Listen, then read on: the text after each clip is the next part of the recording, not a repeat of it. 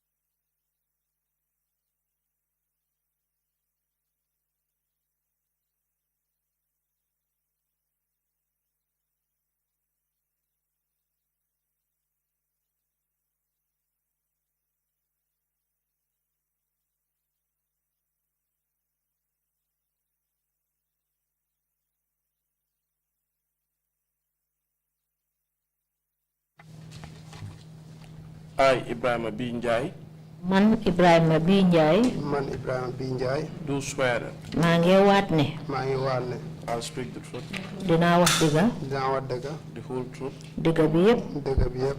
and nothing but the truth. duma fi wax leneen lu dul dëgga. duma ci wax leneen lu dul dëgg. So help me God. kon yàlla dimbale ma. kon yàlla dimbale ma.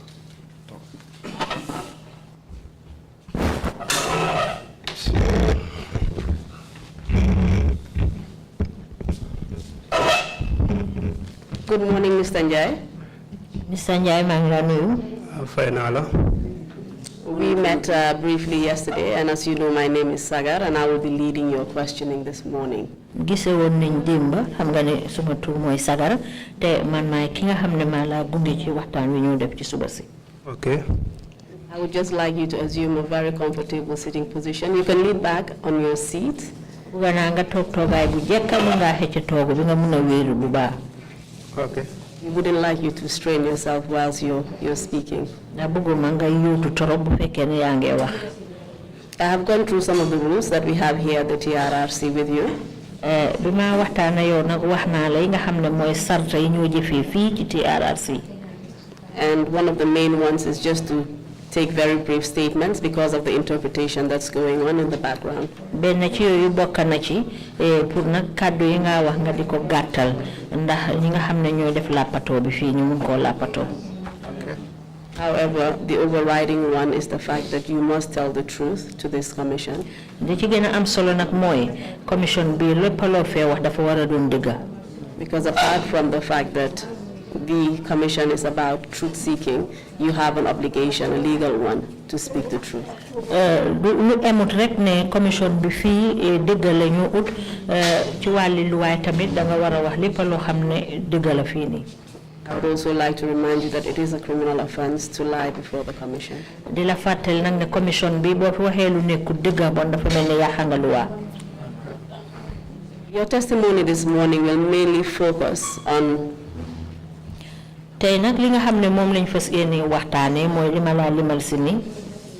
on the escape of one Abdoulaye Cissé, the director of Teranga FM at that time. rëcc boo xam ne kenn ku ñoo wax Abdoulaye Cissé nekkoon director Teranga FM rëcc bu mu rëccoon ci kaso bi. And this happened under your watch. te loolu mu ngi xewoon jamono joo xam ne nag mu ngi woon ci saroon. We would like to know what happened after his escape. How you were subsequently treated by your authorities. Your subsequent detention at Mile 2 as well as at the NIA. As well as your subsequent trial and release. As a prison officer, we would like to know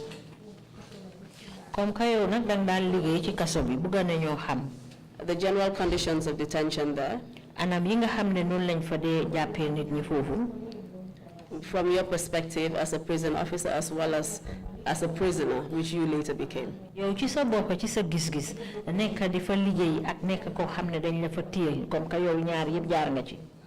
And we will eventually end with whatever impact that had on your life.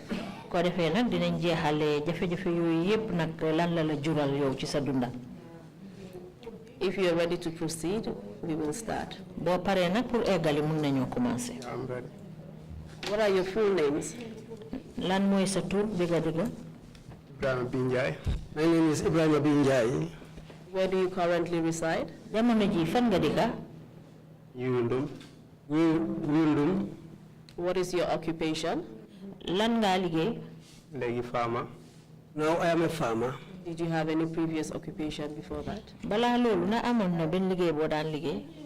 Prison officer. I was a prison officer before. Are you educated? Wow. Yes, I've gone to school. Kindly give us a brief summary of your educational background. I started education in Medina Serin Mas 2001. I started my education at Medina Serin Mas in 2001. What kind of school was that? Primary school. It was a primary school. And how long did you remain there? ñaata at nga fa am? Primary school 2001 last start, but 2006. I started in 2001 and I went up to 2006. After continue upper basic. Then I went to the upper basic. 2007 to 2009. 2007 to 2009. Was that at the same school? Yep, ci benn school bi la. Wow. Yes, at the same school. Please continue.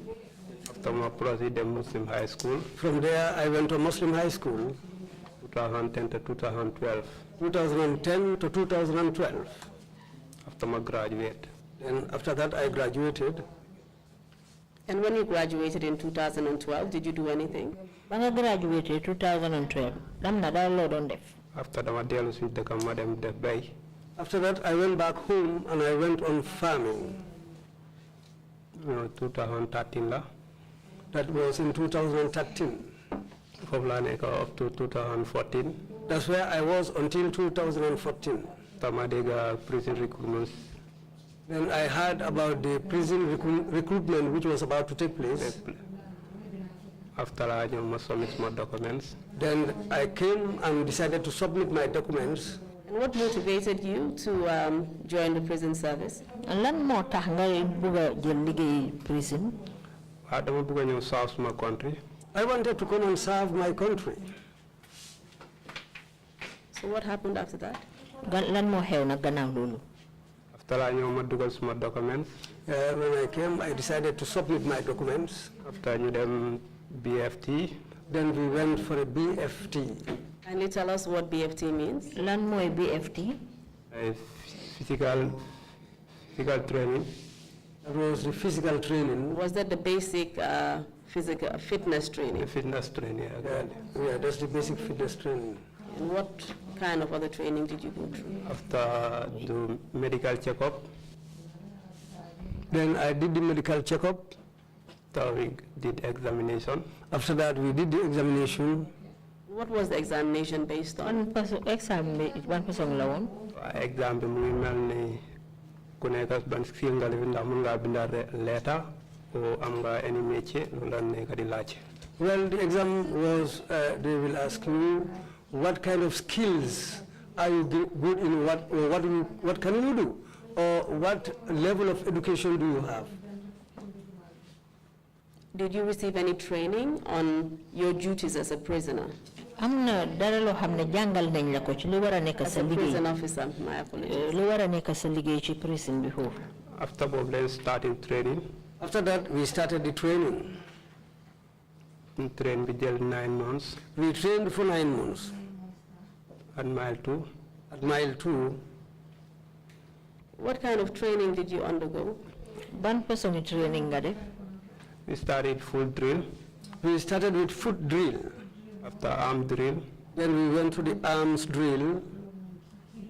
Were you trained on what your duties were going to be as a prison officer, how you would interact with prisoners, what kind of treatment they would receive from you?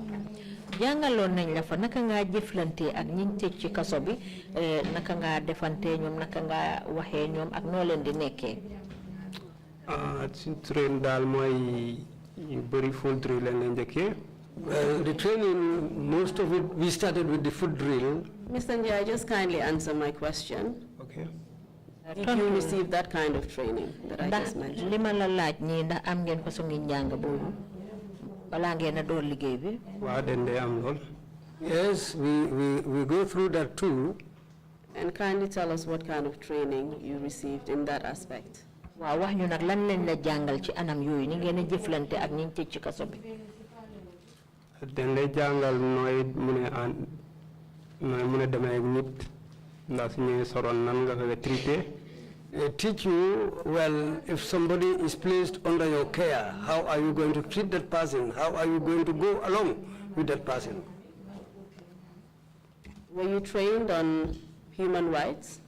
Jàngoon nañ na li nga xam ne mooy yelleefu doomu aadama. No. No. Were you trained on the Prison Act, which governed the prisons? Jàngaloon nañ ne tamit luwaa bi nga xam ne moom la liggéey prison bi di doxee. Déedéet. No. And how long did your training last? Njàng moomu ngeen doon def ban àpp la tollu woon? 9 months. 9 months. And what did you do after you finished the training? After we graduate, Then we graduated. after graduation, we dem attachment 1 month. After the graduation, we went for attachment, which took us 1 month. Can you tell us how you were appointed? Was it in writing or orally? Dañ ñu mëna wax biñ la jël liggéey dañ la binda wala dañ la ko wax ni rek ci kàddu. Dañu ko ci kàddu rek. It was just verbal. Are you saying you received no appointment letter? Bon dafa melni amul ben lettre buñ la binda won la ne jël nañ la liggéey. Yeah. And subsequently you said you went for attachment. Can you tell us how that was communicated and where you went to subsequently? Gannaaw boobu nga ne dañ li ngeen jeexalee jàng dañ la yóbbu attachment ndax di ñu mën a wax nag naka lañ la waxee ne da nga war a dem attachment boobu. Attachment 2 weeks in Joshua, 2 weeks in Mile 2. Attachment was 2 weeks in Joshua and the other 2 weeks in Mile 2. And how was this communicated to you? Naka nga xamee ne da nga war a dem ci attachment boobu. Dañuy fall in. We were made to fall in. After sin commander, we money separate.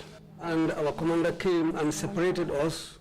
More group B Joshua, group B Mile 2. Then he said this group should go to Joshua, this other group should go to Mile 2. Did you not receive a formal notice of posting? Amul daal luñ la binda pour won la fi ngeen a dem. Ak benn board ñu binda ku nekk sa name foofu war a dem. It was written on a board to show each person where that person is supposed to go. And you said you went to Mile 2 as well as Joshua prisons. Can you just tell us briefly what your duties were at each prison? Yow da nga ne dem nga Mile 2 dem nga Joshua prison ndax di ñu mëna wax rek ci tënk fenn fu ci nekk ñaari béréb yooyu lan moo fa deewoon sa liggéey. Waaw Joshua laa njëkkee. I started at Joshua prison. Joshua ma àggee juvenile la ma gaay post. When I went there, I was posted at the juvenile wing. So hey, da ngay génne prisoner yi ñu dem Rose Garden bi for time seen free time ñu football. Well, in the morning we will take out the inmates. They will go and water the gardens until they are ready, and during their free time, they will go and play football. Juvenile 1 week laa fa am after ma dem adult. I spent only 1 week at the juvenile wing, then I went to the adult wing. Since you were on attachment, which meant you were still undergoing training, were you supervised by anybody? Comme que jamono jooju jëlaguñ la liggéey to dañ la yóbboon rek attachment pour nga jàngee ci liggéey bi ndax am na kenn koo xam ne moo la doon won li nga def. Waa àndoon nañu suñu benn instructor. Yes, we went along with one instructor. Couple Passia Hunjai. He was called Couple Passia Hunjai. And what did you do when you went to Mile 2 after you finished your training at the juvenile wing in Joshua prisons? Ba nga jeexalee sa njàng yu tàggat yooyu nga xam ne yaa ngi ko doon def Joshua prison lan nga doon def nag Mile 2? After ñu return Mile 2. And after I was returned to Mile 2, ma àggee ma post headquarters as a headquarter guard officer. When we arrived there, I was posted at the headquarters as a quarter guard.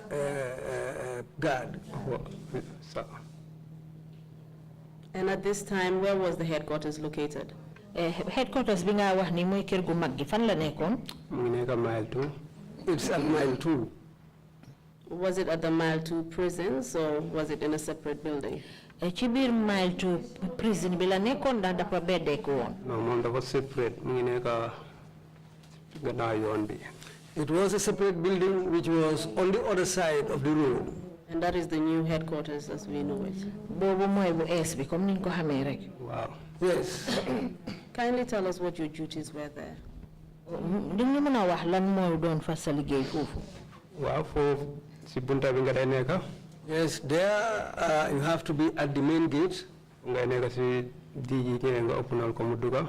When the DG comes, you open the door for him to go in. Or senior officer bu ñëw nga openal ko mu dugga. Each senior officer who comes there, you have to open the door for the person. Yeah, loolu moo nekkoon suñu liggéey daal. That was our main function at that place. And after you finished your attachment and training, did you do anything else? Gannaaw boo jeexalee sa attachment bi ak jàng yooyu nga doon def yëpp nag am na leneen loo defaat. After attachment 1 month. After the 1 month attachment, after letting you call out back, we were called back. After letting separate to normal duties now. Now we were separated and sent on normal duties. And what were those normal duties? Lan moy won duties yoyu li nga wax nonu. After la gis ma tour ci board bi. Then that was after that I saw my name on the board. You pose ma at You pose ma for a prison farm. Then I was posted at the prison farm. Kindly continue and tell us where the prison farm was located and what your duties were there. Galil fi nga wax ne toli prison yi fa la nekkon ak lanal lan mo fa nekkon sa liggéey. Prison farm moy da ngay dem fofu nga bay. Prison farm was that you have to go there and do farming. You mentioned that this was the prison farm. Can you tell us who owned this farm? Wax nga ne li tol la bo xamne bu prison bi la na di ñu mëna wax kan moko mom. Su la waxee daal dañ ko tuddee prison waa soo bayee pare daal kër David Colley nga ko dee yóbba. Well, it's named that it's the prison farm, but whatever is cultivated there, after harvesting, they take it to David Colley's home. So it could have been named David Colley's farm as far as you are concerned. Bon kay dañ ko wara tuddee toli David Colley rek comme ni ko xamé. Tur bi dama fekk ñu wax prison farm de waa so David Colley nga ko dee yóbba. Well, I found that name there called prison farm, but whatever is cultivated there, after harvesting, you take it to David Colley's home. And what is cultivated there? Lan lañ fa daan ji? Dañ dee ji groundnut daal. Well, they sometimes cultivate groundnuts there. Maize, and millet. And millet. Yes.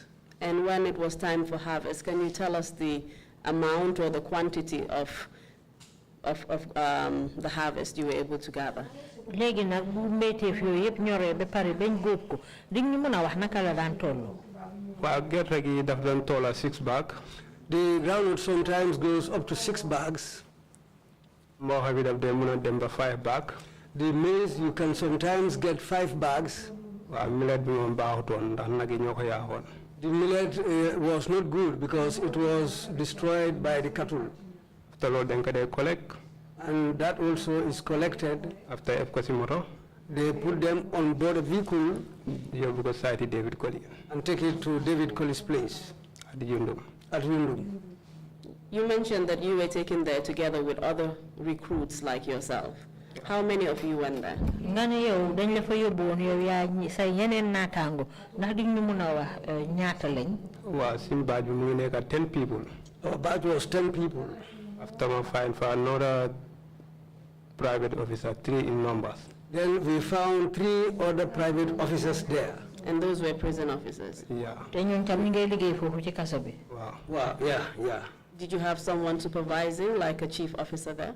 Amoon na kenn koo xam ne nag moo leen daan supervise comme ay li ñoo wax chief officer. Waaw chief am na chief something Bojang mu ngi fa woon. There was a chief officer called Bojang, something Bojang. And can you tell us what your remuneration was? Was it separate from your salary as a prison officer or not? Loolu nag dañ leen ci daan jox dara lu utee ak fay bi ñu leen a fay ci seen liggéey bi. Déedéet foofu bi ñu see jox dara suñu salary leen day yaakaar. No, they don't give us anything out of that farming. We just depend on our basic salaries. You're saying that David Colley did not pay you anything, despite the fact that you were farming personally for him. Danga buga wax ne David Colley daan fay dara comme que li ngeen daan béy yëpp moom ngeen ko daan defal. Déedéet du ñu day fay dara ñu suñu salary rek leen ci day am. No, he doesn't give us anything. We just depend on our salaries. That's all what we get. What about the harvest? Does he share some with you? Boo leen góobee nag ba pare dina leen ciy may. No. Pare rek dañ ko dee collect yóbbu ko side am. When it's harvested, we take everything to his place.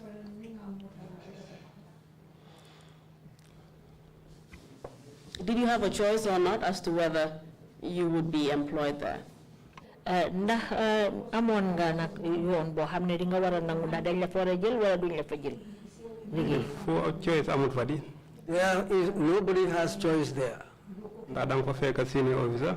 Then because you find senior officers there. Service them law and complain.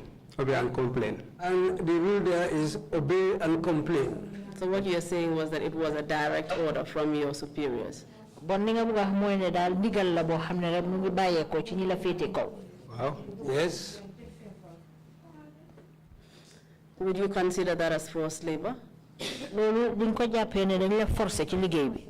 Well, yes. Was it something you actually wanted to do or not? Ndax loolu li ngeen ko doon def yëpp lu leen neexoon la woon. They did. No.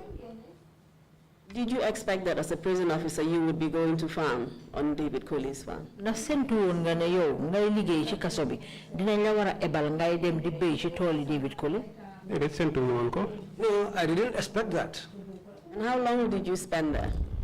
Ñaata àpp nga fa def weer wala at. I think so, 8 months to 9 months. 8 months to 9 months is The rainy season before the ban complete. the duration we spent there, because the rainy season found us there and we were there up to the end of the rainy season. So your postings were basically planned to align with the rainy season? Bon dafa mel ni yéen liñ leen fa ebal dañ ko tombale ak jamono nawet bi. Wow. Yes. And what happens during the dry season to that farm? Tool boobu nag bu noor jotee naka la dee mel. It's not good, then they withdraw officer, mile too. When it's time for the dry season, they will withdraw all officers from the farm and we go back to Mile 2 prison. So during the rainy season you were farmers and then during the dry season you became prison officers proper? Bon daal dafa mel ni jamonoy nawet béykat ngeen dee doon bu noor bi jotee nag ngeen dellu ci seen liggéey prison. Well, Yes, that's the way they were making us work. Can you tell us how long you would spend on each day, how long you would spend at the farm? Bés bu ci nekk ñaata waxtu ngeen dee def ci tool bi. 8 ngeen dee xëy nga dem. We go to the farm at 8 o'clock. But 3 o'clock nga wàcca. And close at 3 o'clock. Were you provided with food during this time? Jamono yooyu nag nañ leen di jox loo leen lekk foofu ca tool ba. Déedéet soo wàccee yaa de soora ñëw añ. No, it is when you close from work that you find food for yourself. And can you tell us if you were living on the farm or you were commuting? Ndax fi tool bi nekk noonu nag foofu ngeen dëkkoo wala da ngeen daan jaabante di dem ak a ñëw. Déedéet dañ dem di ñëw. No, we were going up and down, going to the farm and coming back to where we were staying. And who provided you with your transportation expenses? Moto yi ngeen daan jël di dem dépasse boobu paas bi ku leen ko daan jox. Sa boobu yaa ko dee finance sa bopp. You have to find way for yourself. And where were you coming from and where was the farm? Yow fan nga daan bàyyeekoo di ñëw ci tool bi ak tool bi sax fan la nekkoon. Man New Yundum laa dee bàyyeekoo tool baa ngi Lamin.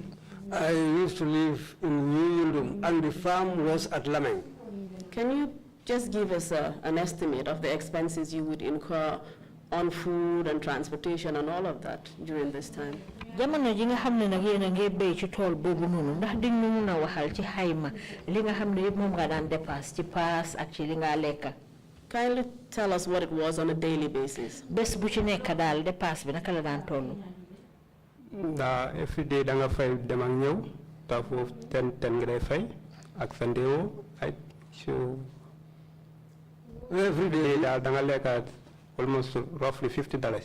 Roughly, you will spend $50 per day because the fare is $10 when going and coming, $10 and your food, including when you add all, it will come to $50 per day. What was your monthly salary? Weer bu jot ñaata lañ la daan fay weer. A private officer, I received $1,500. As a private officer, I receive $1,500. And how many days in a month would you go to the farm? Ñaata fan ci weer bi nga daan dem ci tool boobu. Tool bi so weekend da nga day off on Friday and Saturday. It's only during weekends on Fridays and Saturdays that we don't go to the farm. Can you tell us, can you calculate how much you would spend a month? Mun nga compter ñaata nga dee dépasse ci weer bi. Weer yi soo ko calculer daal sa sare dafay overjeex daal. If you calculate, it will be even, your expenditure will be even more than your salary. And we have calculated that amount and it came to $1,200. ñun nag compté nañ ko fii de dafa mel ni mboole seen li nga dépassé si weer wi ci tool bi dama ka ñëw bi ak lekka bi dem na ba ci junne ak ñaar téeméeri dalas. Which means that you spent almost all of your monthly salary. kon dafa mel ni yow sa pay weer bi yëpp nga ci daan dépasse. waaw da nga koy dépassé at the end saa yu bëri da ngay ñaan leave pour mun a dem. And you have to do that, and sometimes, in fact, we have to be begging lifts on the way to go. And how did you feel about that? yow lan nga yëg nag ci loolu noo gisee loolu.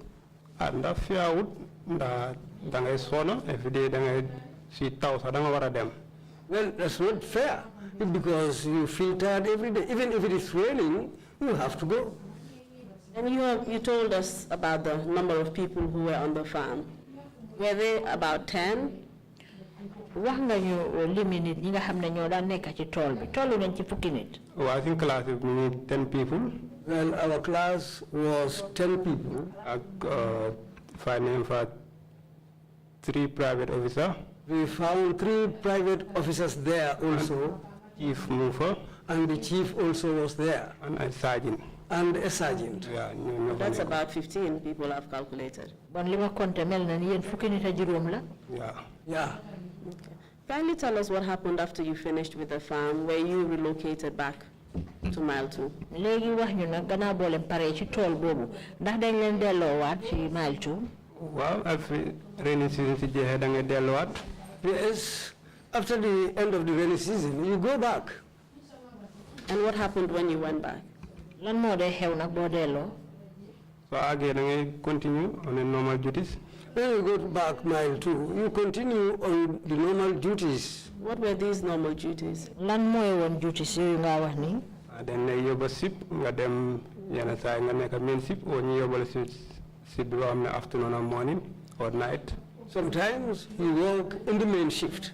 Sometimes you go to the shift whereby you sometimes go in the morning, sometimes in the evening, or in the afternoon, or sometimes at night. What were you doing during these times? lan nga daan def ci jamono yooyu. dañ lay escort prisoner mu dem si fort or hospital or infirmary or the clinic bi. Well, sometimes you do escort duty. You can convey somebody to the hospital, or to when somebody is going to the hospital, or when somebody is going to any other place, you escort. You do escort duty.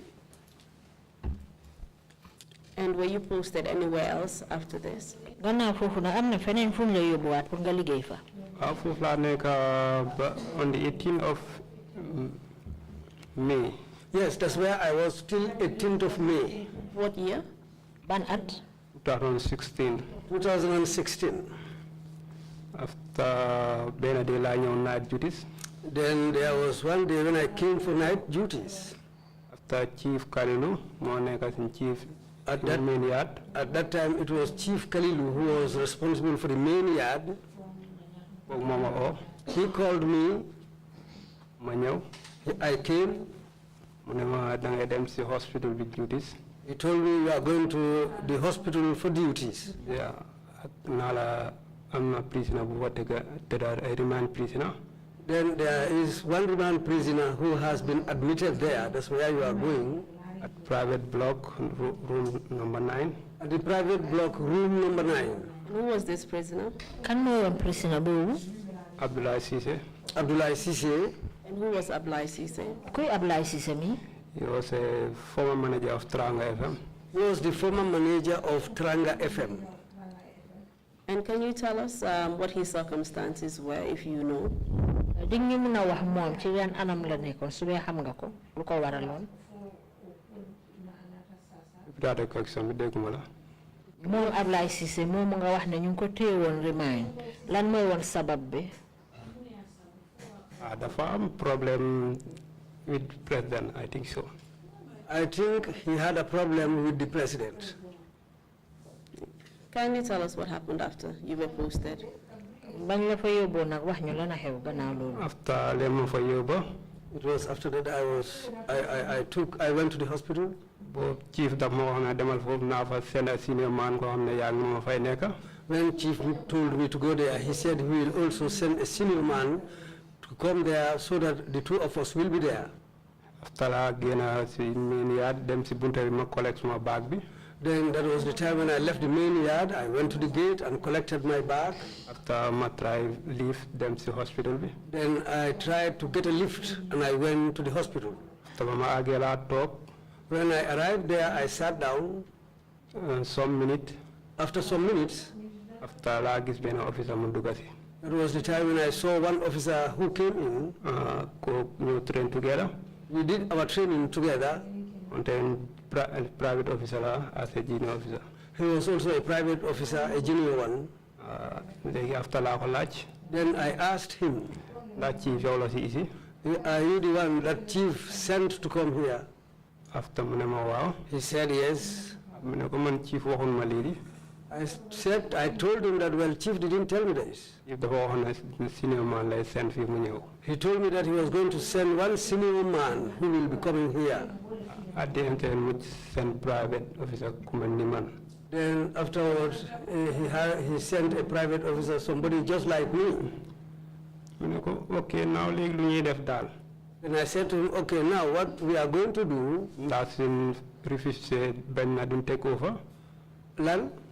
Take over. When we refuse and say that we will not take over,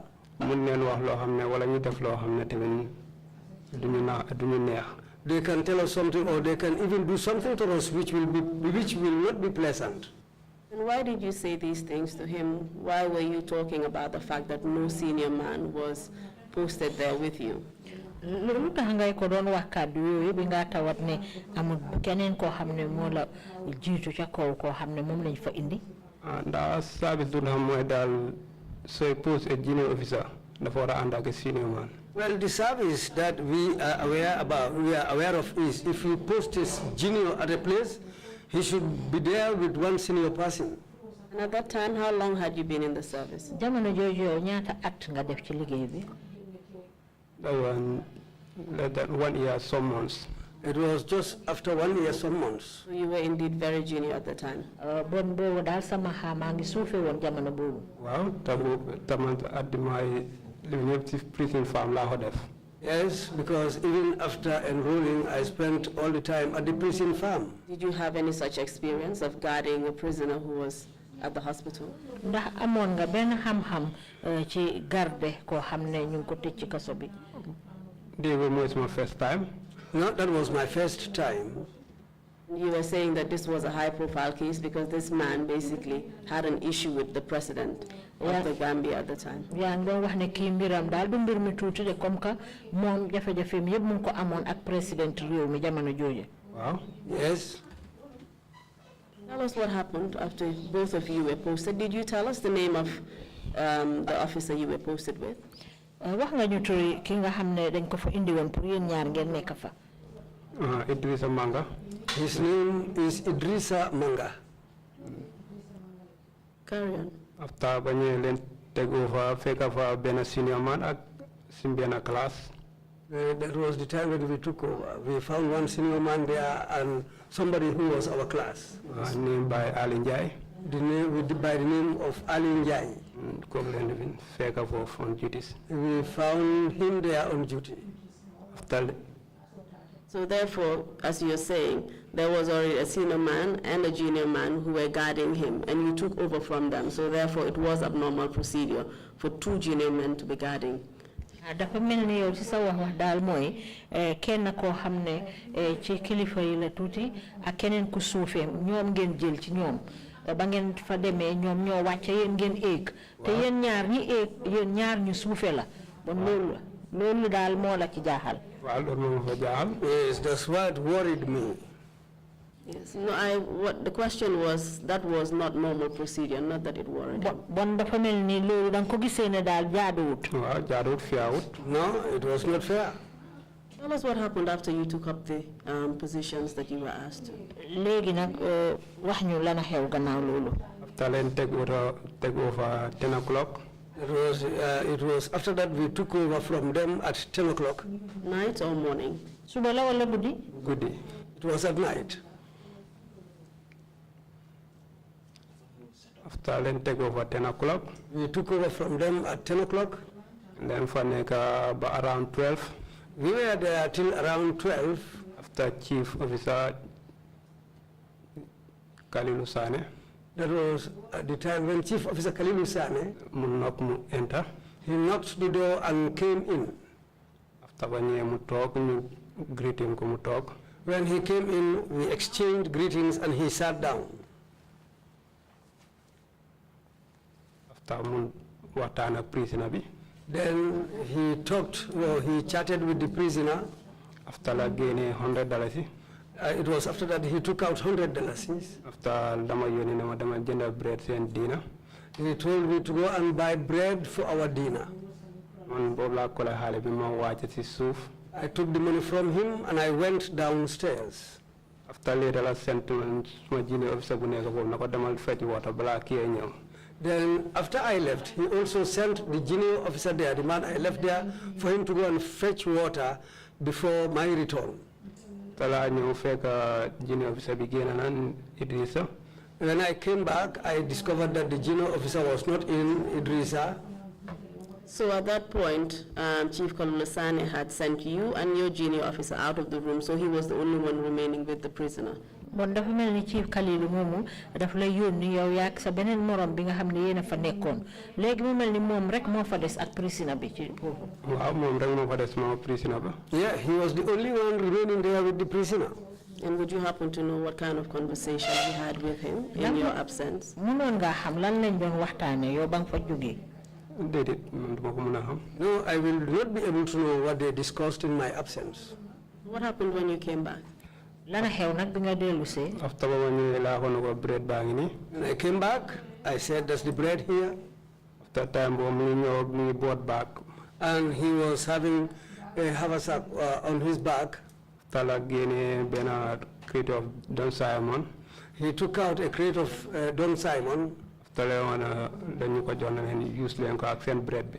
And he gave us that Don Simon and told us to use it with our bread.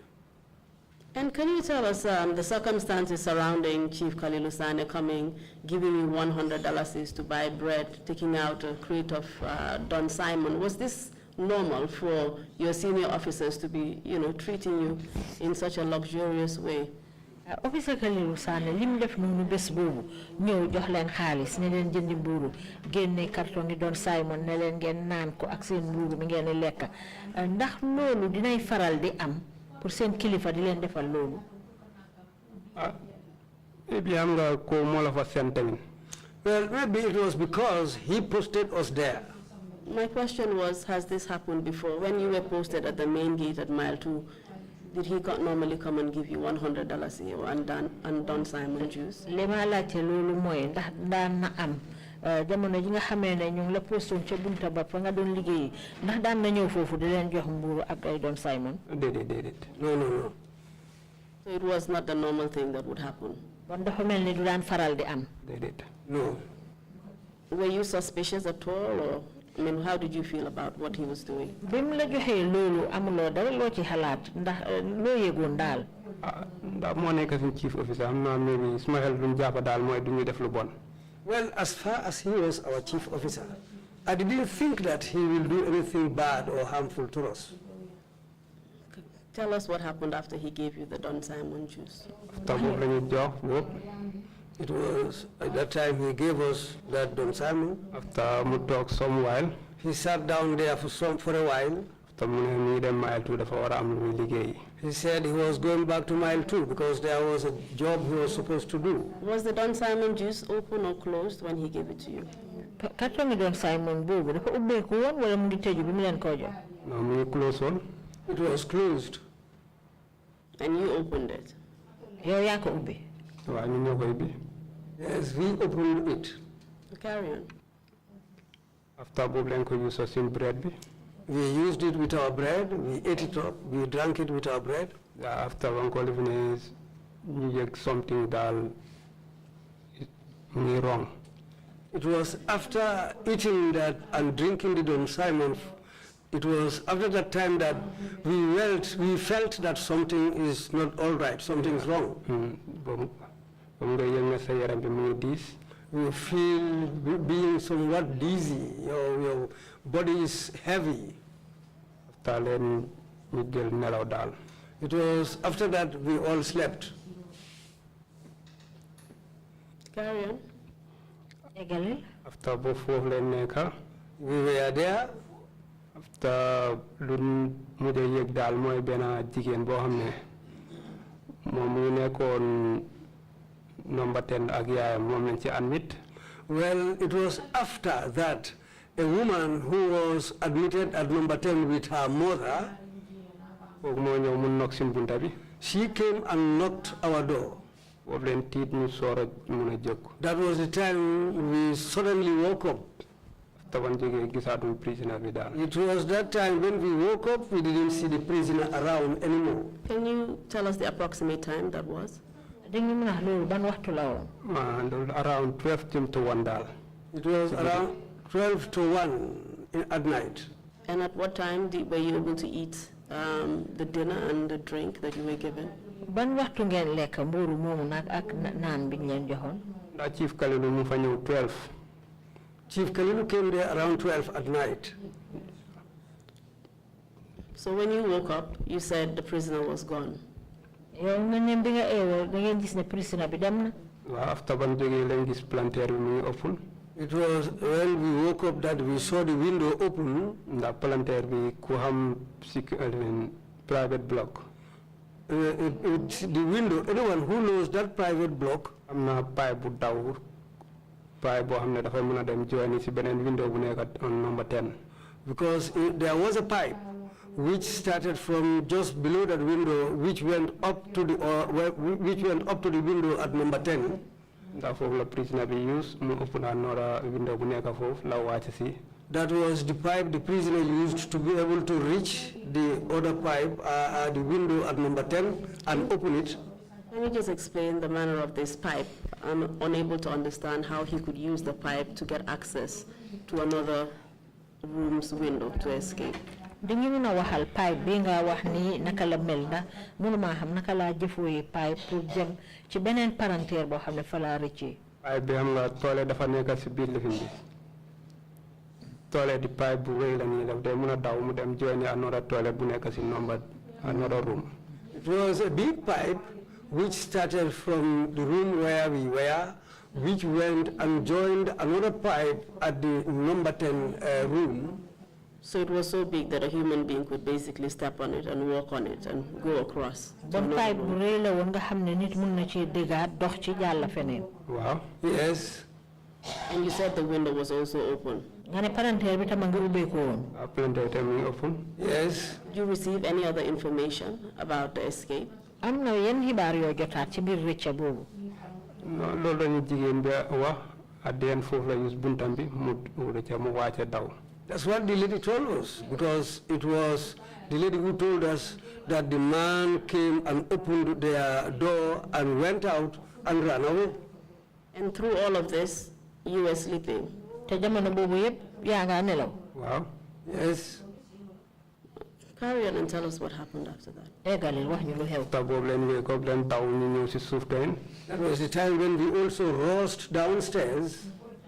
Ta la suma collègue mu demee ci boora bunta bi man ma demee ci noora bunta bi jëm State House. We separated. My colleague went to the other door and I went to the other door to check for the prisoner around State House area.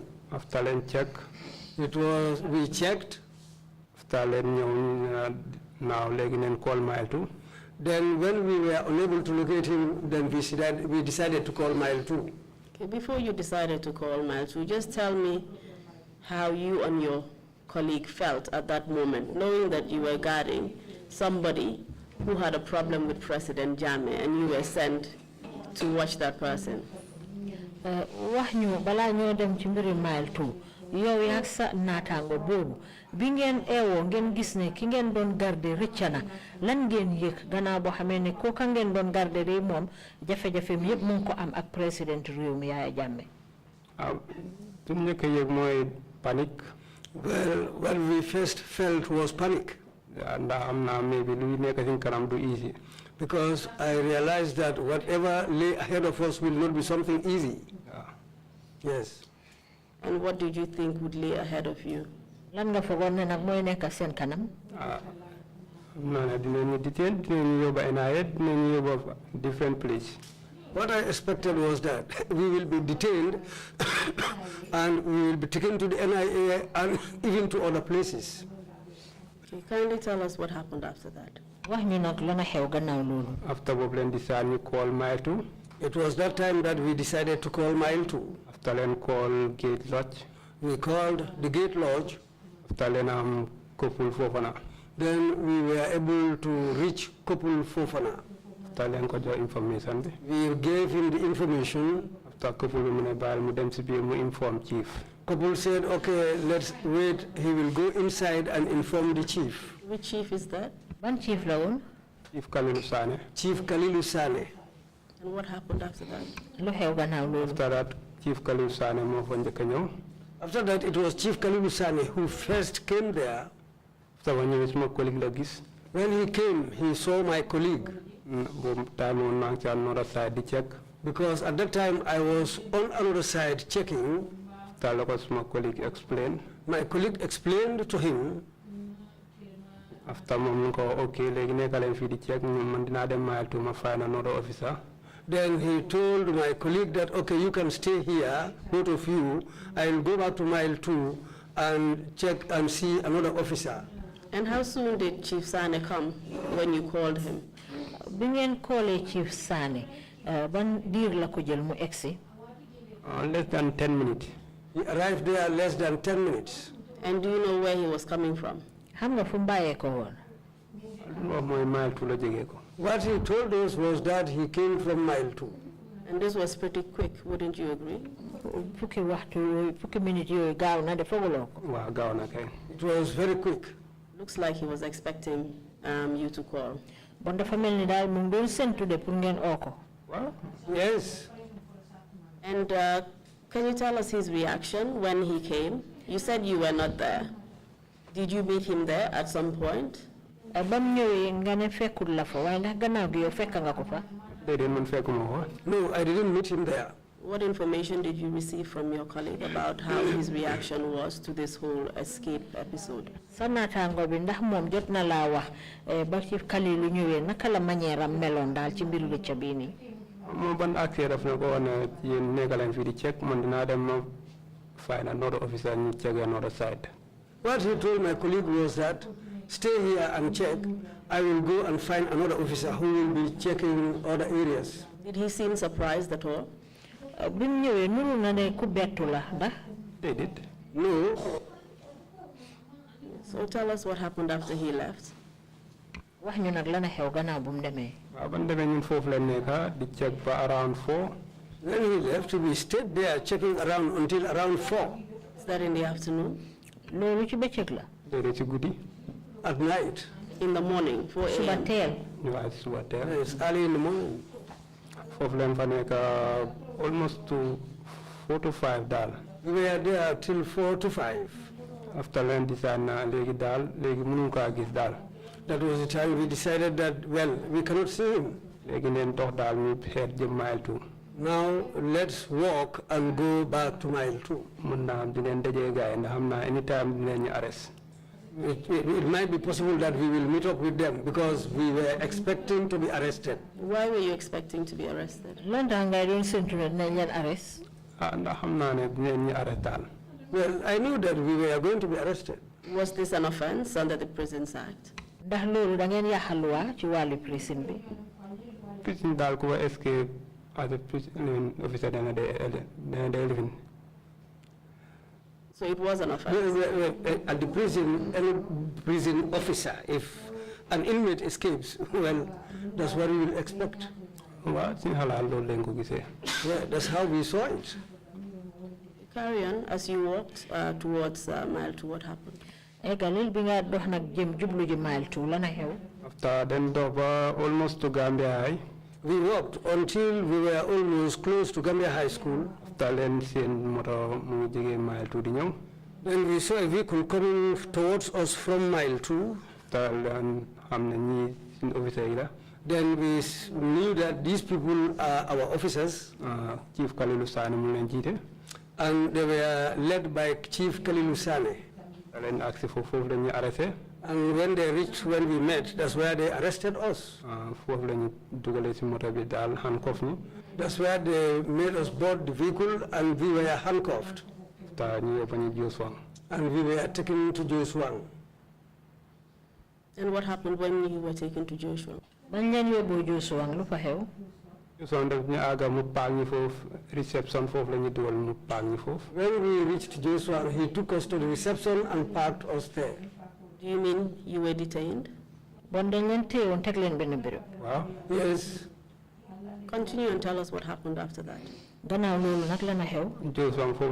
about 60 fajar.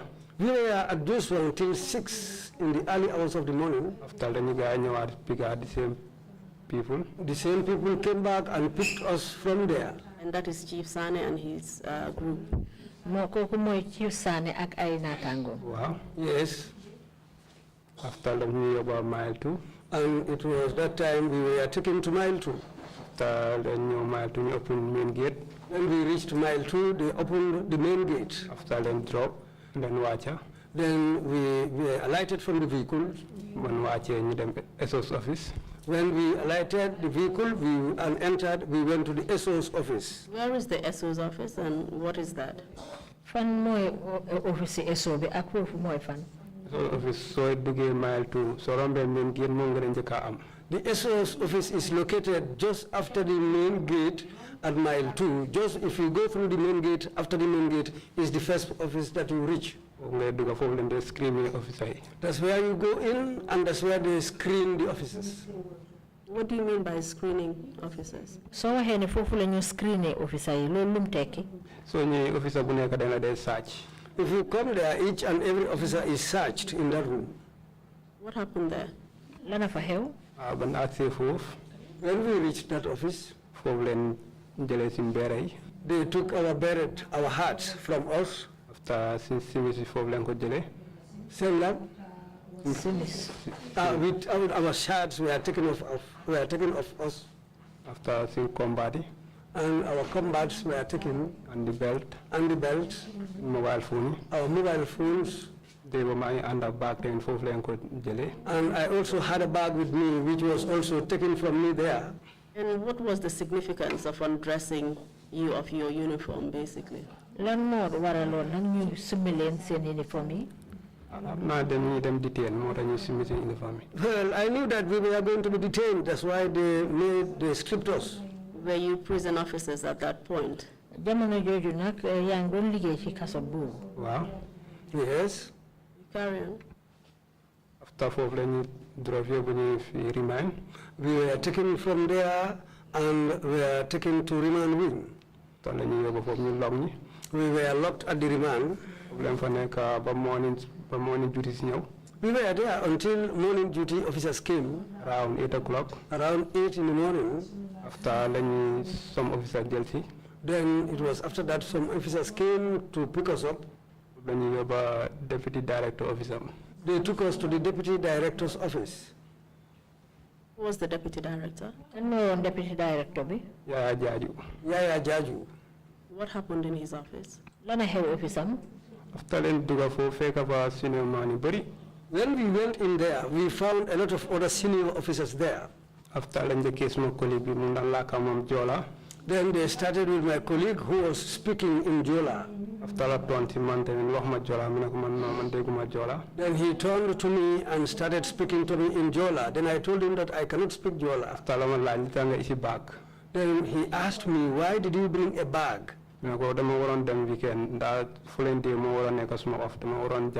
I told him I was supposed to go, I wanted to go on weekends because the following day was to be the first day of the weekend and I wanted to go for weekends. Was it common for your superiors to speak to other officers in Jola? Well,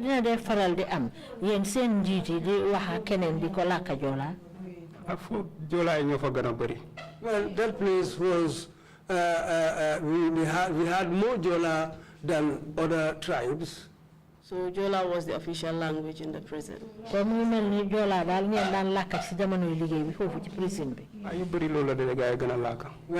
many cases, that was what the language they were talking to each other.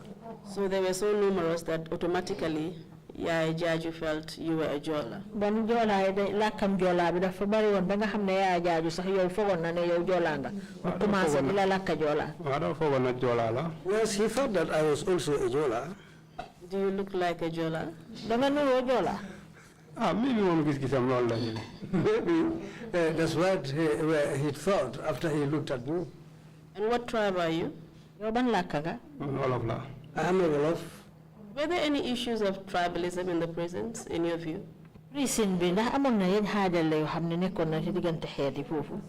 Fu so nekkee Jola nga day gëna am high place. Well, there, if you happen to be a Jola, that's how you quickly get a higher position.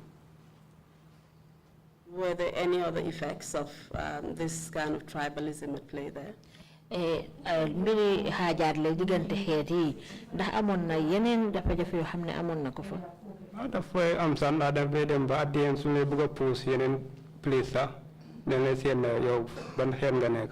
Well, it went up to the level that if they wanted to send you to a certain place for posting, they will ask you what tribe you are. And at that point, who was the director of the prisons?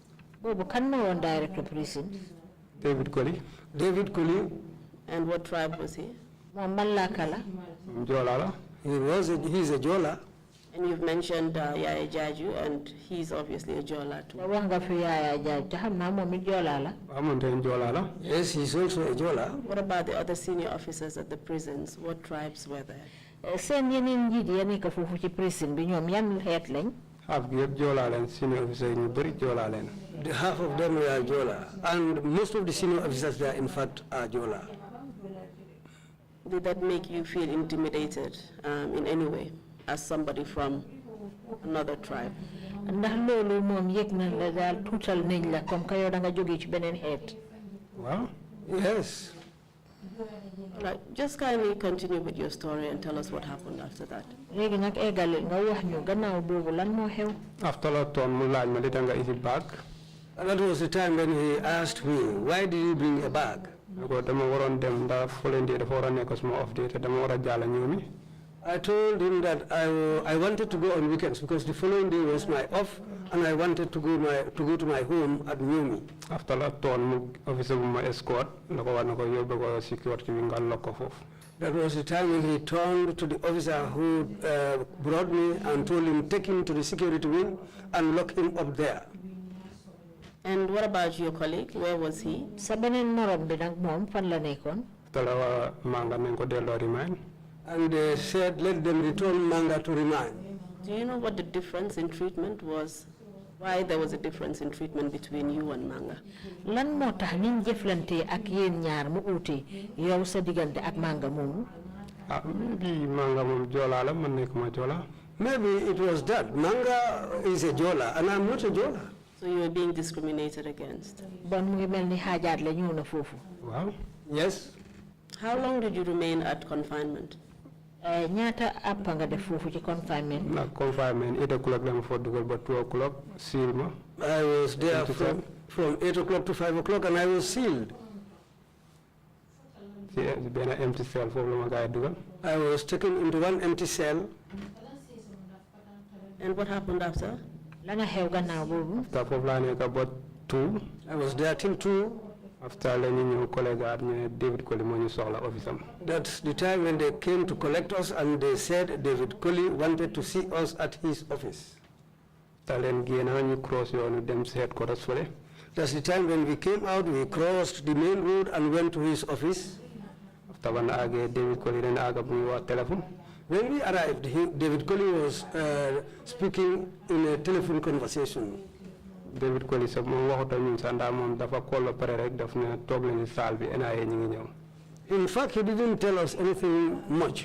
After his call, he just told us to sit down in the parlor and said that the NIA are coming. Do you know who he was speaking to over the phone? Ndax xam nga kan la doon waxal ci téléphone bi? Déedéet. No, I don't know. Do you know if it was somebody at the NIA? Xam nga ndax kum doon waxal NIA la bàyyi ko? Waaw ndax NIA dafa ñu wax ne toog leen NIA ñu ngi ñëw. Yes, because he told us to sit down, the NIA are coming. And in which language was he speaking? Ban làkk la doon wax? Foofu Olof la ñu ci waaye. He spoke to us in Wolof. I mean over the phone. ci téléphone bi ban làkk la fa doon wax. boobu angale. He was speaking in English. Kindly continue. eggalil. After probably talk some minutes. We sat down there for some minutes. After the NIA walk in. It was after that the NIA came in. After the new pick up. Then we were picked up. You know the NIA officers who picked you up? am nga NIA ñene ñëwoon pour jël si leen. Later something Goro Njie. It was later that I came to learn that there was a Goro Njie. He is the person that I can remember or recognize. So tell us what happened. waaw lu xew gannaaw loolu. After all, We were put on board another vehicle and they took us along. After the NIA, they used back door. When we came to the NIA, we went into the NIA through the back door. The lane open. That's where they opened. When we went in, then we alighted from the vehicle. Were you registered at all? ndax bindoon nañ leen bi ngeen a dugal. Did it. No. Okay, carry on. After bringing over guys in operation office. They took us to their operations office. I think so. Operation. I think Sehamar Jeng was the operations officer there. That's the man we found there. After statement. That was the time when he said, let them go and take our statements. After big hall. And we were taken to one big hall. Statement. That's where they took our statements. At this point, were you charged with any offense? boobu nag ndax charge nañ la ne danga fa am dara loo leen def. Did it? No. Carry on. Statement big hall then for detain. After taking our statements, we were taken to one big hall where we were detained. Were you the only ones detained there, you and your colleague? yow yéen rek lañ fa yóbbu woon yow yaa ki nga àndal. No, when we went, we found other people there. That's the time we were detained there. Can you tell us who were detained there with you? ndax di nga mën a wax yaa ñan na fa nekkoon. Wow, something guy UDP fekk naa leen fa.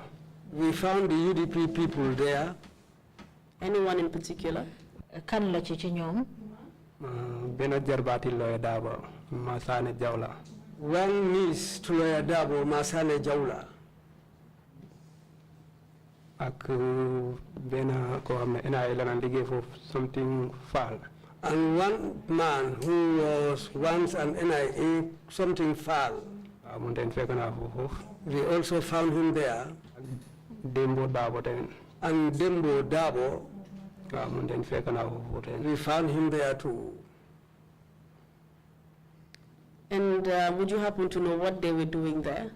ndax xam nga ñooñu lan lañ fa doon def. ñoom ten dañ leen fa detain ten. They were also detained. Under what circumstances? lu tax ñu teg leen fa ñoom ñu detain leen. Masane moom ñu ne dañ demonstration. As for Masane's case, they said they were demonstrating. And you had said he was Usainu Dabo's nephew. I think the interpretation said niece. wax nga ne nag kooku jarbaati Usainu Dabo la woon. Wow. Yes. Thank you. Carry on. After foofu la ñu detain.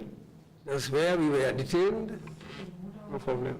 Sorry, were there any other UDP people who were there apart from Masane Jawle? gannaaw Masane Jawle moomu amoon na ñeneen waa UDP yu fa nekkoon. Waaw am na ñu fa nekkoon. Yes, there were some others. Who else was there? Ndax si beneen room bi am na yeneen lady yi fu fa nekkoon yeneen jigéen.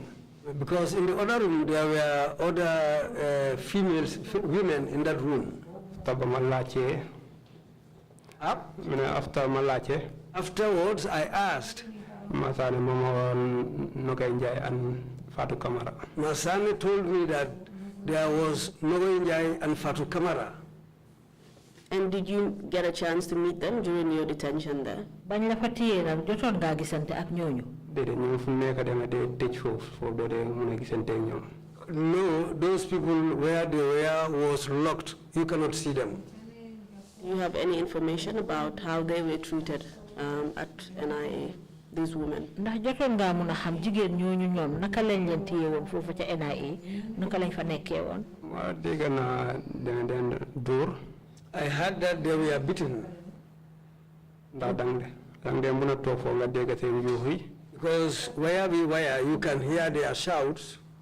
At the end, Because you will come to realize that these people are being beaten.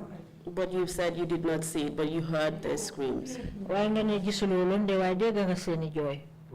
Yes. And can you just tell us how you felt at this point, under the circumstances that you were detained at the NIA? How did you feel?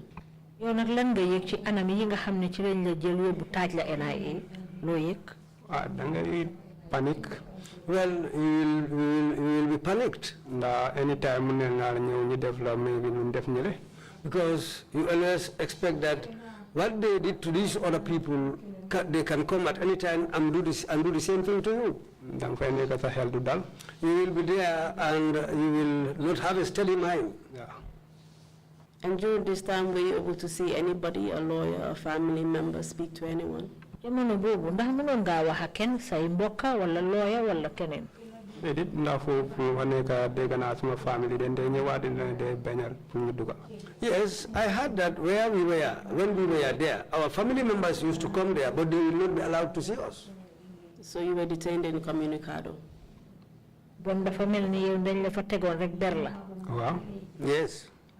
Was this the first experience you had of the NIA? Did you either witness or hear anything about them before? Bi mo njëlbeeni yéen yoon nga jokkoo wante ak NIA musoon nga dégg seen xibaar wala nga gis seen mbir daal. Waaw ndax mu liggéey Mile 2 dang dégg seen xibaar. Yes, when I was working at Mile 2, you used to hear news about the NIA. The NIA de mula ñu pick up Mile 2 yóbbu leen NIA tétoo leen delloo leen back. And the norm was that the NIA can come and pick people from Mile 2, go and torture them and bring them back. Did you have any personal experience of this? Yow ci sa bopp ndax yëgoon nga ci dara xamoon nga ci dara. Well, sometimes they go na one Modou Njie, Private Modou Njie. Yes, one time I heard about somebody called Private Modou Njie. They took him from Mile 2 and they took him to NIA. I heard that. And was he in the service? What unit of the service was he in?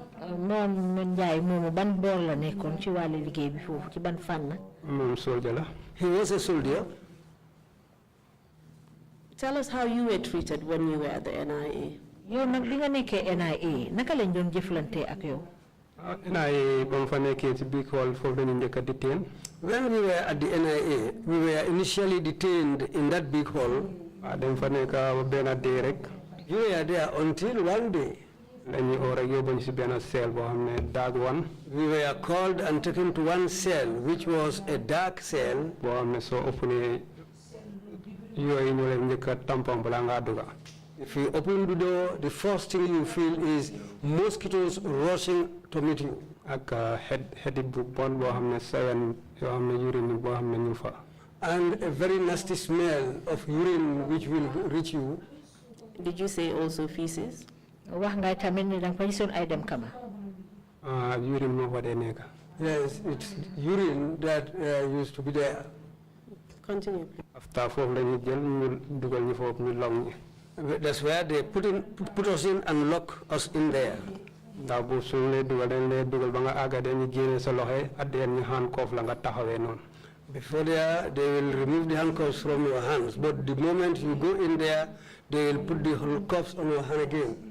Léegi da nga war a taxaw noonu pour yooyu di maata sa kaw daal.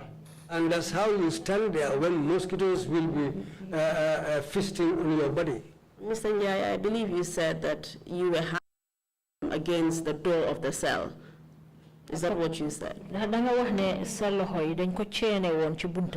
Wow. So you were not able to sit down or sleep or anything, you had to remain upstanding?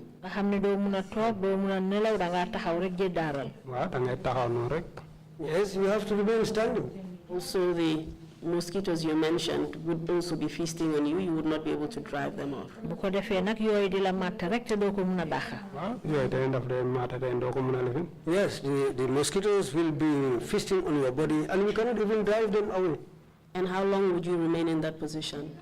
Taxawaay boobu nga nekkoon nag ci bi ñaat wan waxtu la la yóbbu. Foofu nekka ne fa lu xaw a yàgga daal at the end dañuy soor a ñëw génne. We spent some time there. It took a long time before they came for us there. Was it a matter of hours or days? Mut na ay waxtu wala ay fan? No, ay hours. Yeah, it was some hours. And what was your total time of detention at the NIA? NIA boobu nga nekkoon yépp ñaata waxtu nga fa nekk? NIA mang fa 2 months 3 days. I spent 2 months 3 days at the NIA. And apart from the UDP detainees, were there any other people who were detained at NIA that you came in contact with? Gannaaw UDP yow nga xam ne waa UDP yi fa jàppoon ndax diir bi nga fa nekk amoon nga jokkoo ak ñeneen ñoo xam ne fekkante nga fa ak ñoom. Waa am na ñeneen ñu fa ici. Yes, some other people were brought there. Some prison officer. Some prison officers. And some Lamin Touré. Lamin Touré. The private. He was a private. And something Jallo, he's a private also. And something Jallo, he was also a private. Ak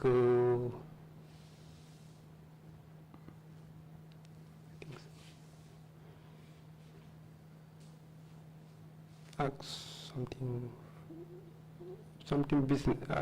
Mohammed, I think so. Mohammed from Lebanese.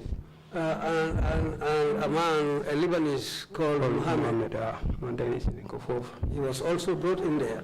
In terms of the prison officers who were there, I mean, you've named 2 and then 2 of you were already there, so that makes 4. Were there any more prison officers who were at the NIA? Nimen liggéey kati kaso bi fekk tudda nga fi ñaar ak yéen ñaar ñooñu ndax am na ñeneen tamit ñu fa nekkaat. Ak P.O. Anabi Jammeh. Was P.O. Anabi Jammeh. He was brought there but later on taken back to Mile 2. And those prison officers, what offenses had they committed? ñoom ñooñu nga xam ne nag liggéey kati kaso ba la ñoom luñ def. According to Touré moom lu wax na mooy benn prisoner moo isi match foofu daal. According to Touré, he said one prisoner brought in there a match. Moom leen fekk si main gate, si gate lodge.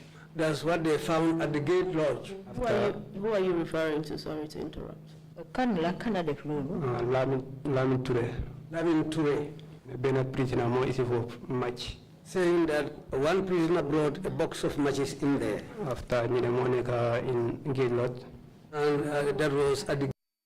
After foofu lañ jàppee Touré ñu isi ko NIA detain ko. That's where they caught Touré and brought him to the NIA and he was detained there. And Jallo, I think so, mobile issues. Jallo's case was to do with mobile issues. Mobile issues, yeah. And what about P.O. Anabi? P.O. Anabi nag moom. P.O. Anabi also is mobile issues. P.O. Anabi also had, his case has to do with mobile issues. And was any one of you prison officers maltreated during your time at the NIA or at Mile 2 prisons? Bi ngeen nekkee NIA wala Mile 2 prison yéen ñu nga xam ne yéen a fa nekkoon ndax def nañ leen dara naka sudut noonu. Jallo moom dañ ko dóor moom waa Mile 2 lañ ko dóoree. Jallo was beaten, but he was beaten at Mile 2. Do you know who beat him at Mile 2? Xam nga kana ko dóor Mile 2. Lu wax mooy SOS office dañ ko dugal foofu la ko SOS daan dóoree. Well, what we had was that he was taken into the SOS office and that's where the people. ñooy nit ñi nga xam ne ñoo nekk ci office SO bi. SOS office Chief Tamba moo ko dem jiite SPO Tamba. The SOS office was led by Chief Tamba, SO Tamba. That Malang Tamba. Yes, Malang Tamba. Was he the Malang Tamba that testified before the TRRC? Ndax mooy Malang Tamba mi ñëwoon fii joxe seedeem TRRC. Waaw moom la. Yes, he was the one. He's the one. Who else was there? Ak private Alaji Makalo. And private Alaji Makalo. And do you know if he was also mentioned here at the TRRC? Xam nga da tudda nañ ko fii TRRC. Waaw moom tamit dégg naa turam. Yes, I've heard his name also. In relation to what? Maam lu tax ñu tudda ko fii. Mbiri torture. It was to do with torturing. And this was consistent with what you've just told us now about Jallo. Wow. Yes. What about in terms of detention? Where were these prison officers detained? Or perhaps I should ask, were they detained at Mile 2 prisons? ñoom prison officer yi nga wax ni ndax Mile 2 prison lañ leen tegoon.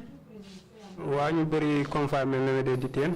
Mostly they were detained at the confinement wing.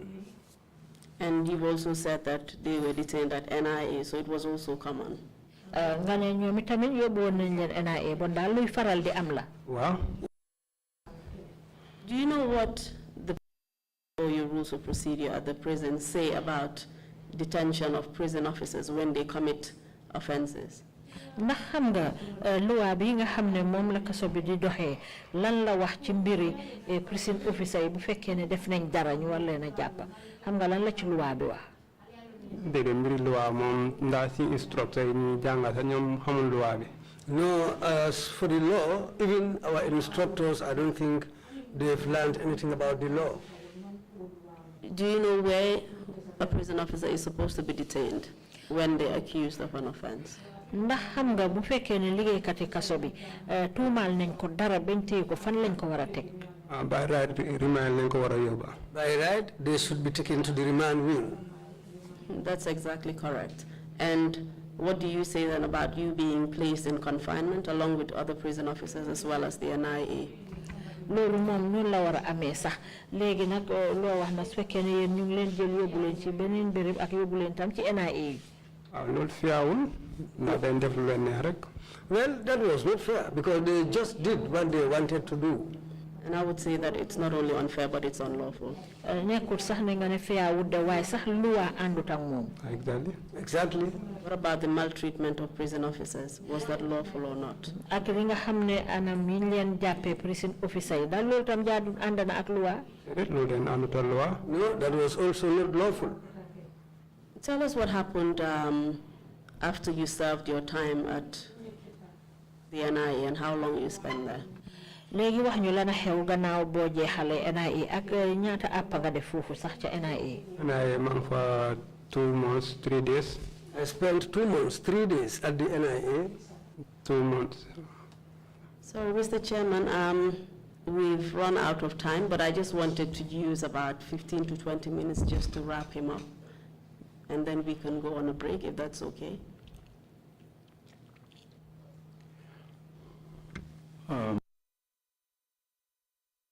Meeting we had, we discussed this particular moment.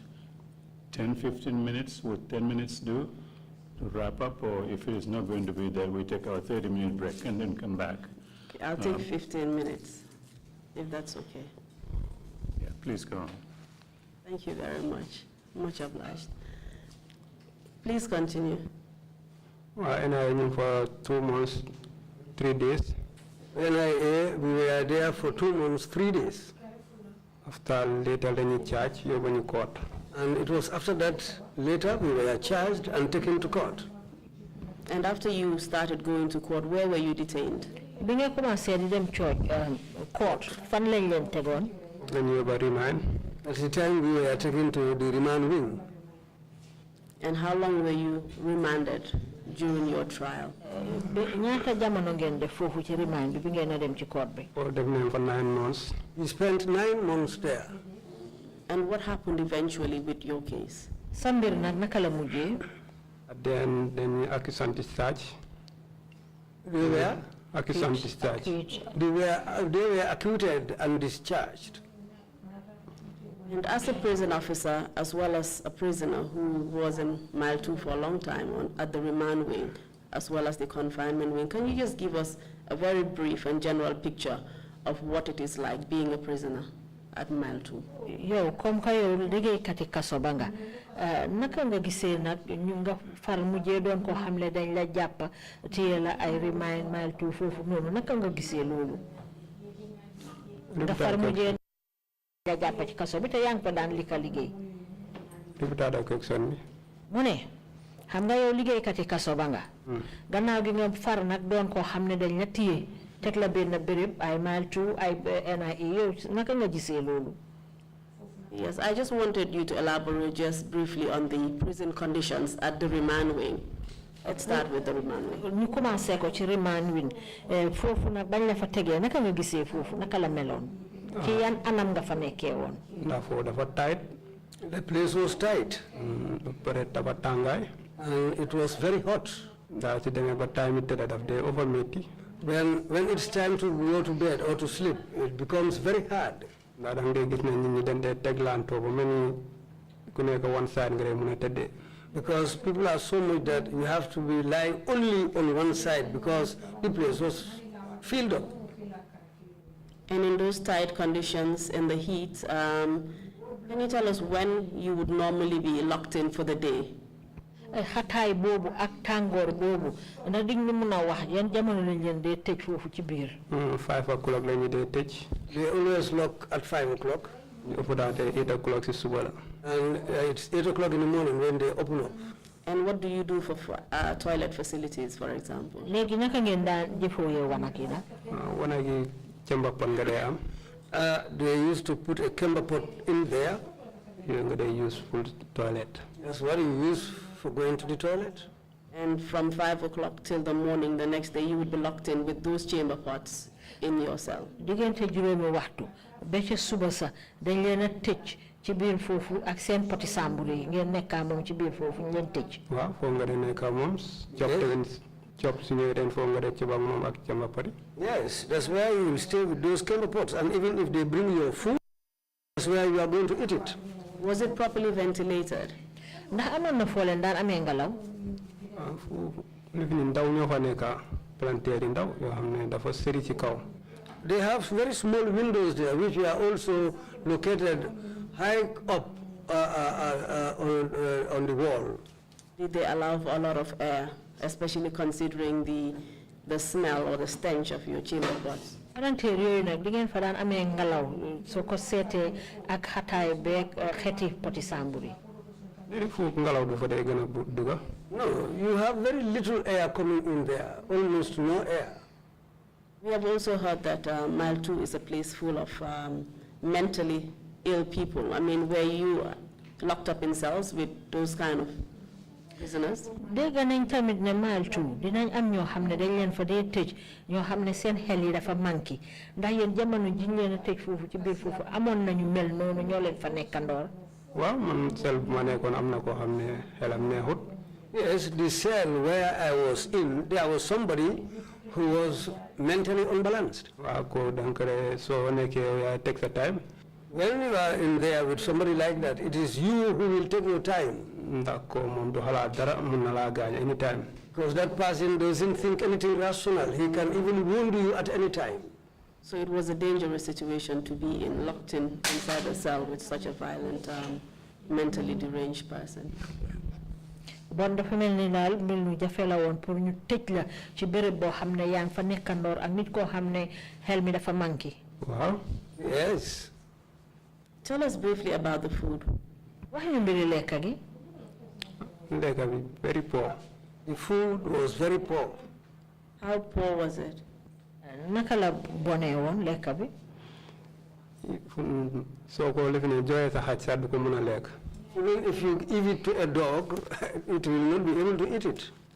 And what was the effect of that food on prisoners? lekka boobu nag lan la jural prisoner yi. ñu bëri dañ dee am feebar. Most of them contact illness or sickness out of that. ndax lekka bu bon bi. Because of the bad food. ndax soo xoolee mi bi paap bi. Especially if you look at the pap. ndax daf dee mën a feebar bu ñu wax biri daf ko dee mën a lifin trop. It causes mostly an illness called beriberi. We've also heard a lot of allegations of corruption, especially against David Colley, who was the prison director at the time. Can you shed any light on that? Do you have any personal experiences? dañ naan dégg tamit ay mbiri njublang yoo xam ne mu ngi fa doon dox surtout ka nga xam ne moo nekkoon seen njiit la di David Colley ndax bu dee xam nga ci loolu dara nga wax ñu ci tuuti rek. waaw moom daf ko doon def lu doon neex rek moom lu ko feebar rek la day def. Yeah, he was doing it blatantly.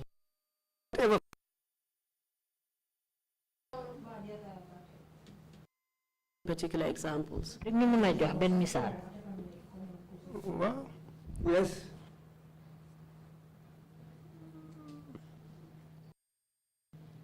Yeah, please carry on. You know, you've told us the issue about his garden. I mean, that's clearly an issue of corruption. I mean, do you have any other examples? I mean, we've heard about prison officers stealing food, for example.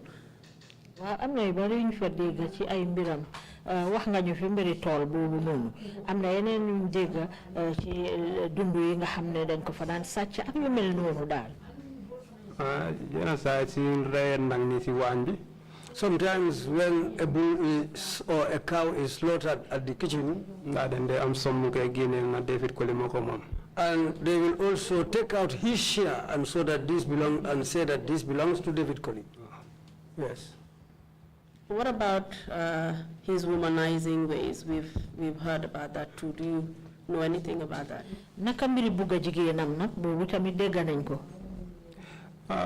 dem na ba ci officier yi liggéey foofu sax soo taxawee beneen xam ne officier la nekk foofu di liggéey te jigéen la sax addeen su la gisee mën na waa caaj oo mu detain la.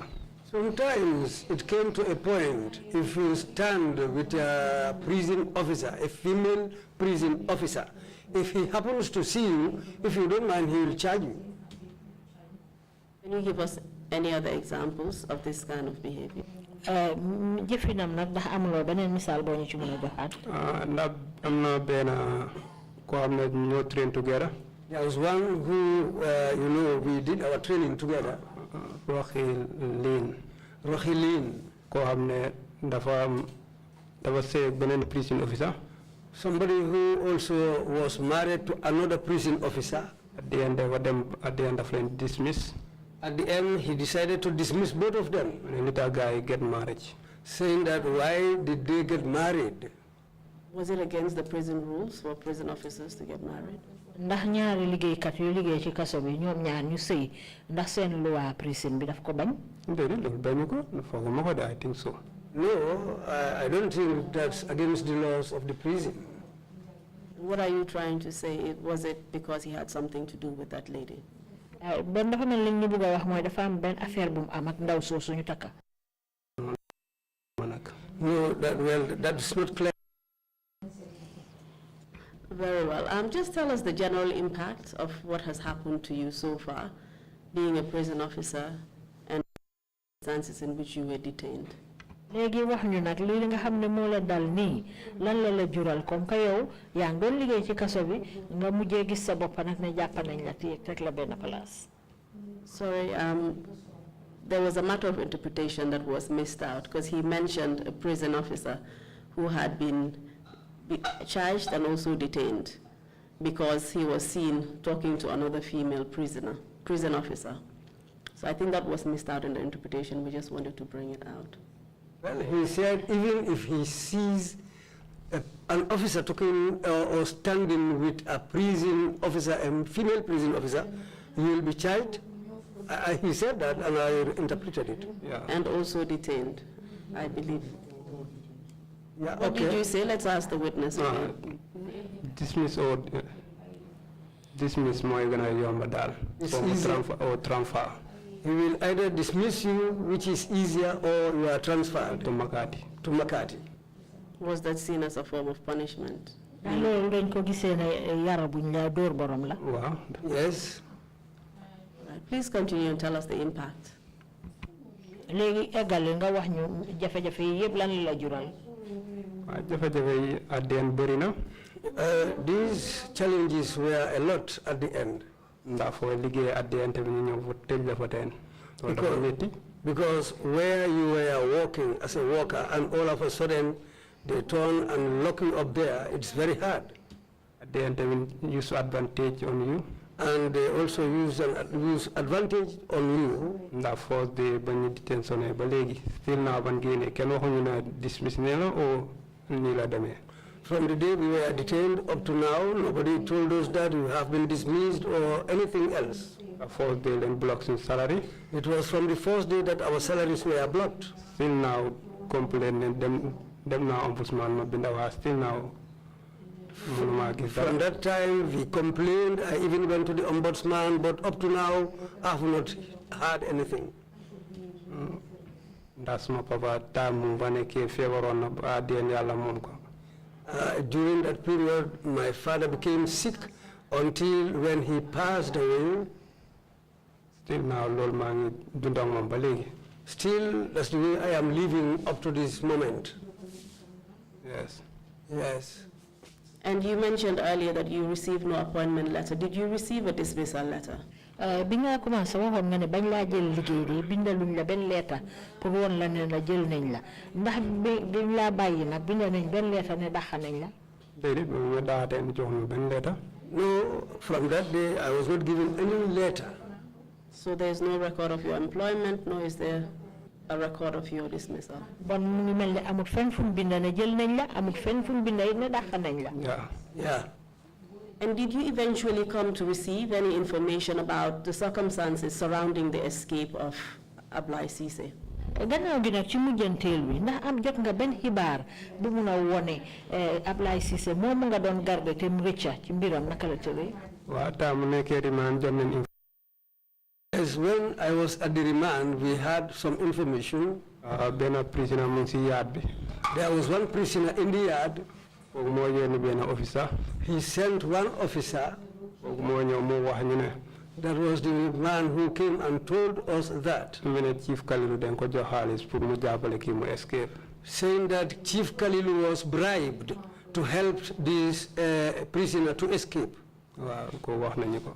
Yes, that somebody told us that information. And what is the information? xibaar bi mom foko jëlé One prisoner ko xamna ci yaad bi la nekkon wa dafa yoni one officer mu ñew wax mako ci remain. There was one prisoner who was in the yard. It was that prisoner who sent another prison officer to come and inform us that Kalilu was bribed to help the prisoner to escape. And you have also told us that you want the name of the prison officer to remain confidential. Is that correct? té wax nga ñu nak ne ki la jox xibaar bu dal bëggulo siiwal turam Wow. Yes. We've prepared a protected information sheet and the name of that officer is on there. Can you confirm that that is the name of the officer who gave you the information? amna kayit buñ la jox nonu bind nañ ci tur ndax mu nga ñoo wéralal ne koku la dal ñu té ko ci secret Wa ki la. Yes, this is the person. All right, thank you very much. That's all we have for you today, Mr. Njie. Mr. Chairman, I hand over the witness to you. jërëjëf Mr. Njie suma laajte nag foofu laa ema yow léegi ma jébal kàddu gi chairman bi Thank you, Council, and thank you, Mr. Ebrima Njie, for your testimony. Commissioners, if you have any questions to ask, please indicate. Bishop, you have the floor, please. Thank you, Chairman. jërëjëf chairman Bishop moo laa laaj si Mr. Ebrima Njie. Ebrima bi Njie The way you were absorbed into the prison system is rather funny. anam li nga xam ne moom lañ la jëlee liggéey ci prison bi dafa xaw a doy waar You were not given a letter of employment. joxuñ la benn leetar pour woon la ne jël nañ la liggéey Rather, you were given a verbal appointment. mu ngi mel ni daal ci kàddu rek lañ la waxee ne jël nañ la pour nga ñëw liggéey si Now, when you were sent to work at the farm in Namin, léegi bañ la eralee na pour nga dem liggéey ca tool booba ca Lamin how do you go to work? Do you put on your the prison uniform, or how do you actually go to work in that farm? naka nga daan liggéeyee jee ca tool ba dang daal sol sa uniforme yi prison bi liggéeykat yi prison bi wala lan nga daan sol No civilian dress nga sol nga demé. We used to wear civilian dress and go to work. Nga bo so agé da ngay liggéey. Because when you reach the farm, you have to work. Okay, right. Thank you. jërëjëf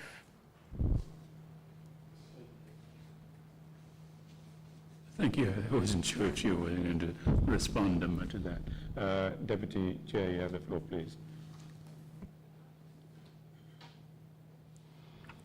Thank you, Chair. Thank you, Mr. Njie. jërëjëf Chair jërëjëf Mr. Njie This is a follow-up to Bishop's question. man nag li dama ko toftal rek ci laajte bishop bi Did prisoners work on the farm, saying it was called prison farm? Ndax ñi nga xam ne ñooy prisoner yi dañ daan liggéey ca tool booba comme que dañ ko ooyee ne tooli prison bi la. Officer yi foo nekk ñoo fay liggéey.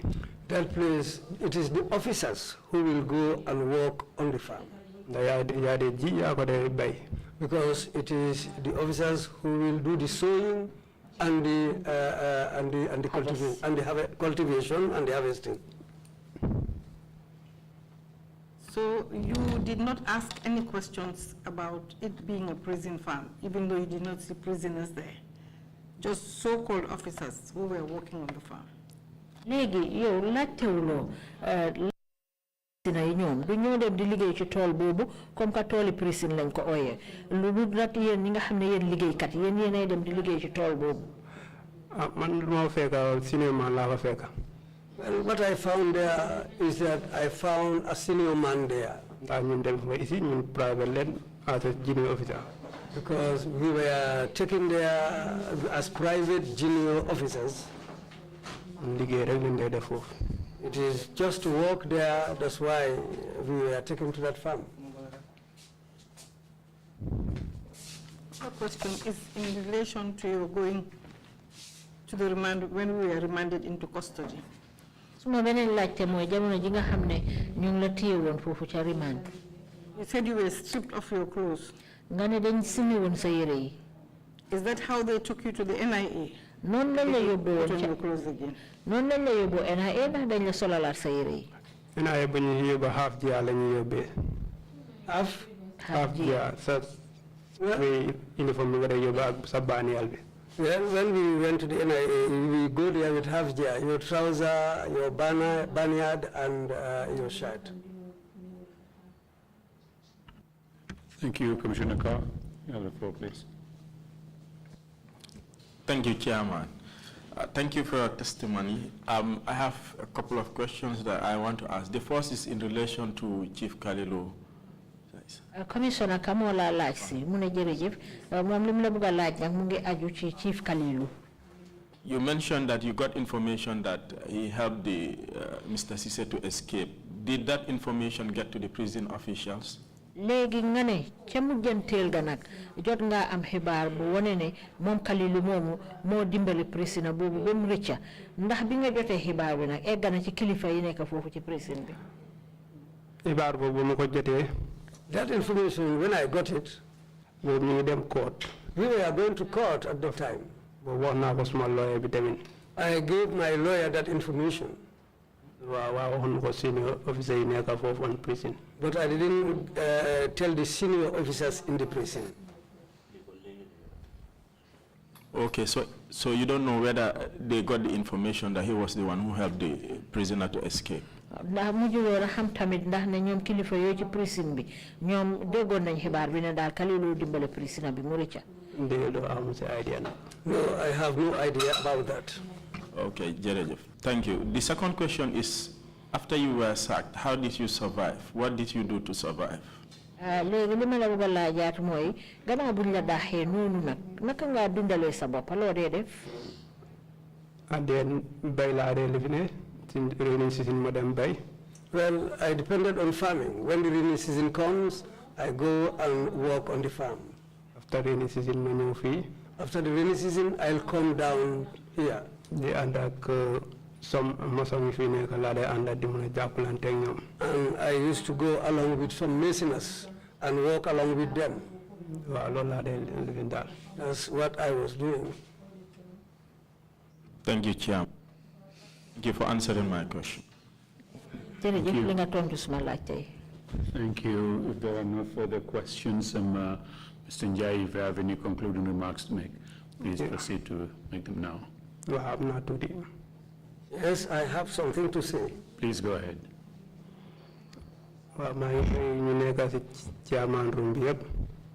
My greetings to the chairman and the other commissioners.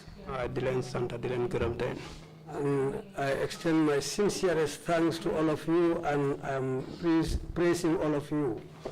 And all the Gambians who are listening and watching this.